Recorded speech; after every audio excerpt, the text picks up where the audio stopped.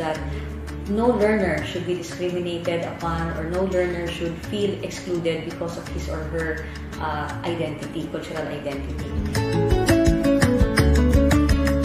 Kung titignan natin yung ginagawa sa IPED, ang ating pakikiisa at pakikituwang sa ating mga katutubong pamayanan ay isang paraan upang maramdaman ng ating mga IP communities o ng ating mga katutubong pamayanan na kaisa sila sa bansang Pilipinas.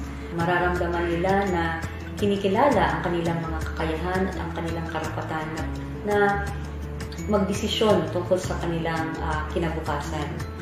Another way by which we contribute nationally is by listening to the stories of indigenous communities, because the memories of indigenous communities go way back to the times before colonization. They could share stories, they could share wisdom, anecdotes.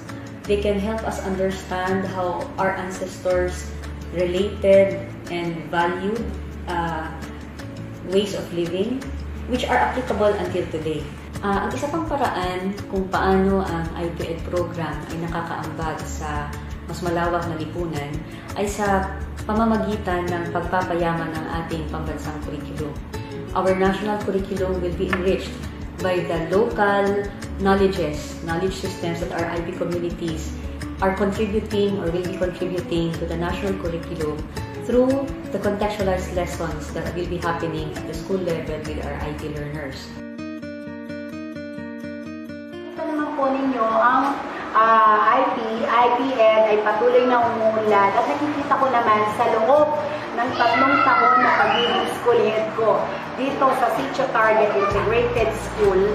Nakita ko ang malaking pagbabago pero hindi nila sinakripisyo ang kanilang kulturang nakagistan bagkus lalo nila itong embrace at inangkla dito sa K-12 curriculum. Marami din po naitulong ang DepEd sa IPED kasi po marami po nagbago tulad na nga lang mo sa papaano po kami makisalamuha sa mga unat.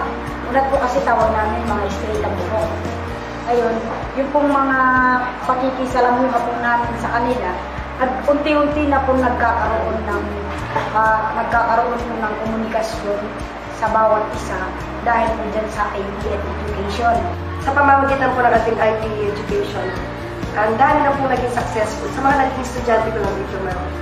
Sa mahalaga po na matuto sila, hindi lang po yung pangkultura, kung ano yung nasa baba, kaya din nila.